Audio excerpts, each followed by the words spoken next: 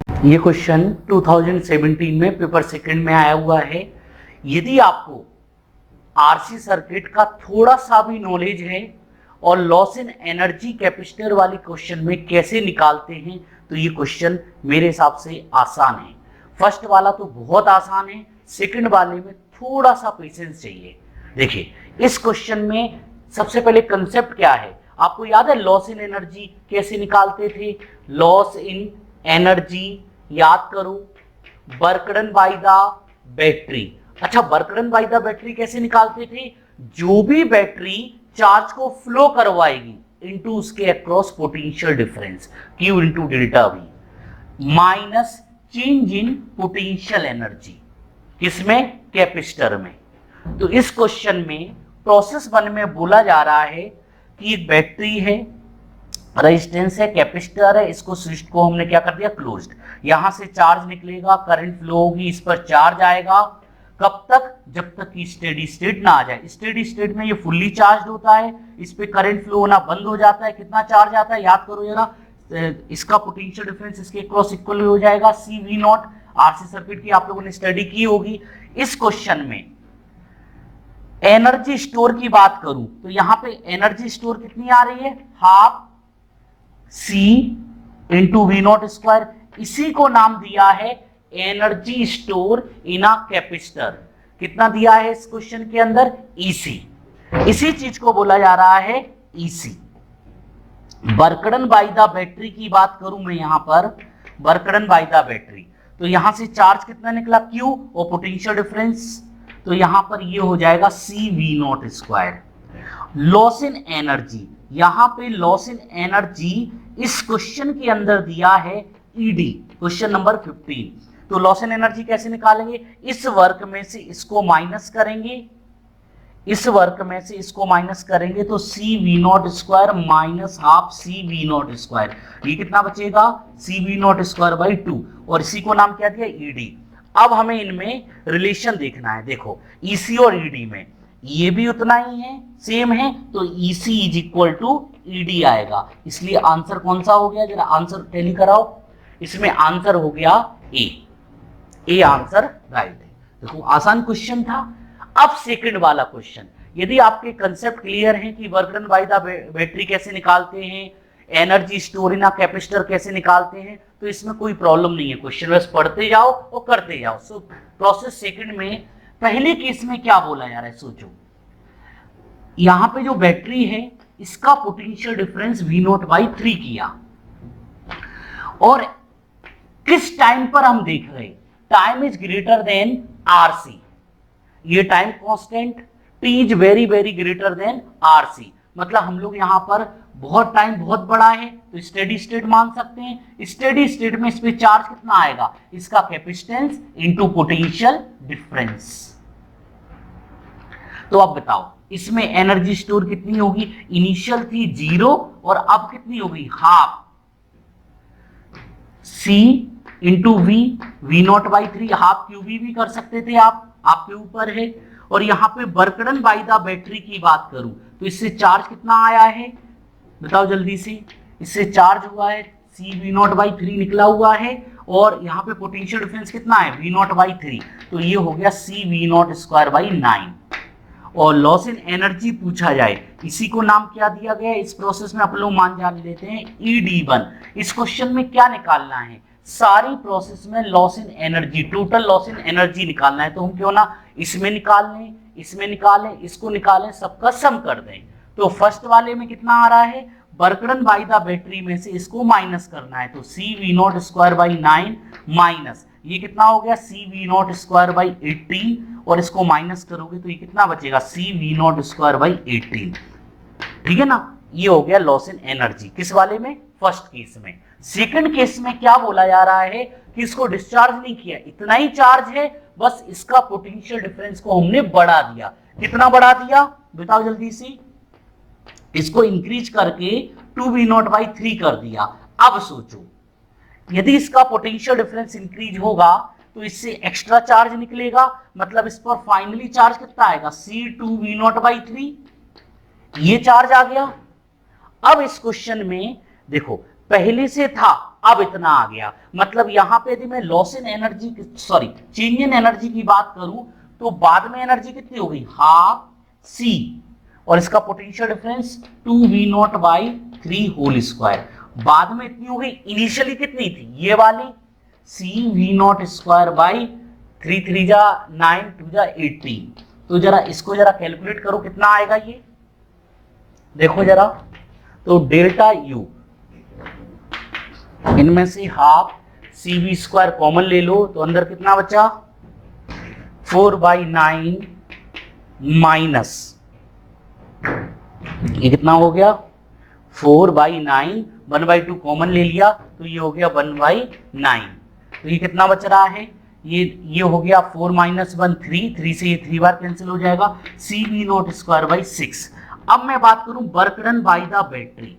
Work done by the battery, इससे charge कितना flow किया। अब आपको यहां पे समझना पड़ेगा इससे चार्ज कितना फ्लो किया। इनिशियली ये था, फाइनली कितना आ गया ये। तो सबसे पहले हम लोग डेल्टा क्यू निकाल लेते हैं यहां पर।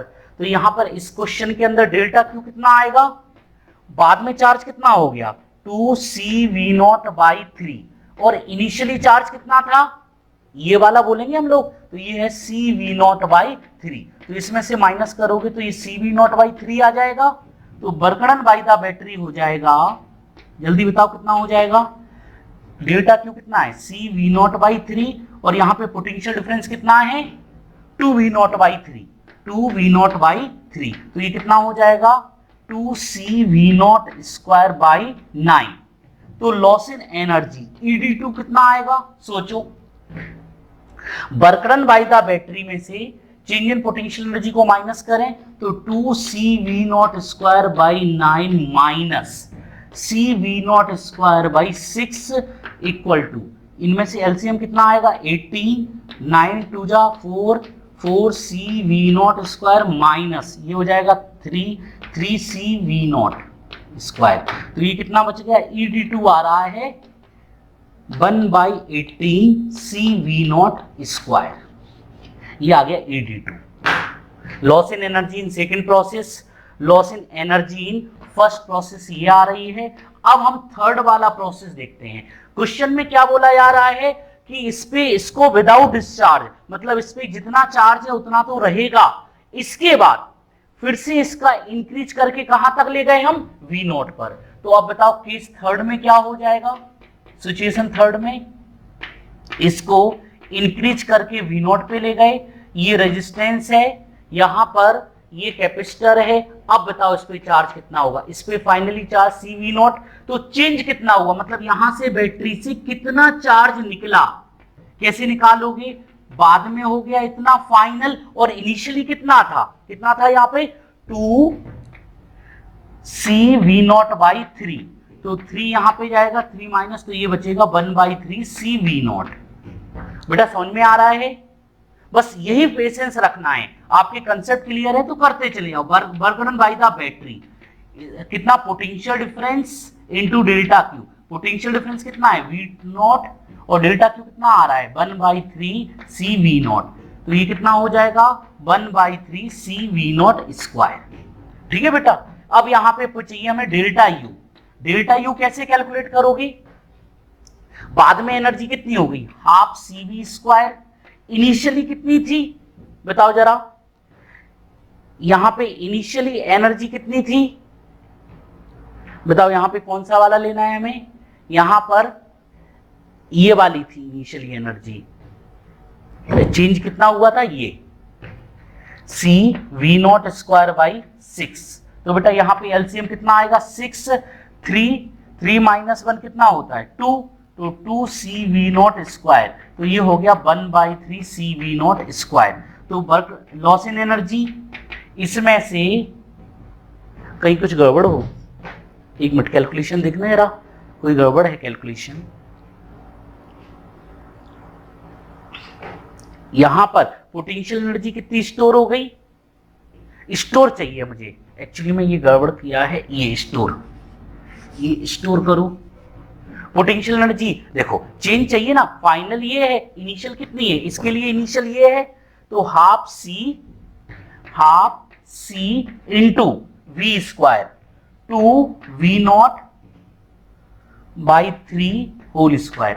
तो बेटा ये कितना आएगा, जरा देखो कैलकुलेट करो, हाफ CV0 स्क्वायर तो कॉमन ले लो, अंदर कितना बचा 1 माइनस 4/3 9 4/9, तो ये डेल्टा यू कितना आ गया 9 माइनस 4 5, तो हाफ CV0 स्क्वायर 5/9। तो अब यहाँ पे ED3 निकालना है। ED3 कैसे निकालोगे बताओ, बर्कडन बाय द बैटरी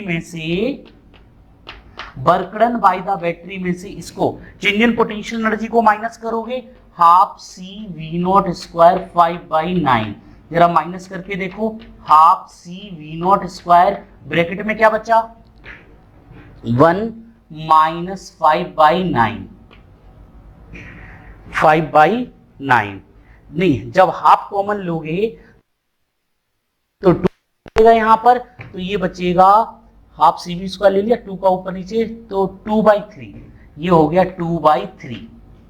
जरा यहाँ पर ED3 एलसीएम कितना आ गया बोलो जल्दी से, एलसीएम आया 9 3 आया, 3 2 जा 6 माइनस 5, और 6 माइनस 5 कितना होता है 1, तो ये भी हाफ CV0 स्क्वायर बाई 9 आया। आप इस क्वेश्चन के अंदर ध्यान से देखो तो ED1 कितना आ रहा है CV0 स्क्वायर बाई 18, ED2 भी 1/18 CV0 square by 3। Third process में भी जो लॉस इन एनर्जी है वो इतनी आ रही है 1/18 CV0 स्क्वायर, तो टोटल कैसे निकालोगे। यहां पर यदि मैं टोटल की बात करूं तो टोटल लॉस इन एनर्जी मैं यहां बात कर सकता हूं इस बॉक्स के अंदर, तो टोटल लॉस इन एनर्जी कैसे निकालोगे, ED1 plus ED2 plus ED3, तो तीनों को सम करो जरा, देखो कितना आ गया 1/18 1/18 1/18, तो ये हो गया CV0 स्क्वायर बाई 6। जरा आंसर देखो कौन सा वाला मैच कर रहा है, इस वाले क्वेश्चन में आंसर C मैच कर रहा है, तो आंसर क्या आ जाएगा C। बस ये थोड़ा सा कैलकुलेशन था, इन्वॉल्वमेंट था कि आप कहां पर कॉन्सेंट्रेट कर रहे हो। हर कंसेप्ट यदि आपका क्लियर है और आपने सारी चीजें अच्छी सिस्टमेटिक तरीके से की तो आसान तरीके से आंसर आ सकता है, लेकिन आपके पास टाइम हो तो इतना सारा, अदरवाइज 15 छोड़ के 16 के लिए रुकना चाहिए, 16 को लास्ट में अटेम्प्ट करना चाहिए, क्योंकि आपको पहले ही समझ में आ जाना चाहिए कि प्रोसेस 1 2 और 3 में टाइम लगना है एनर्जी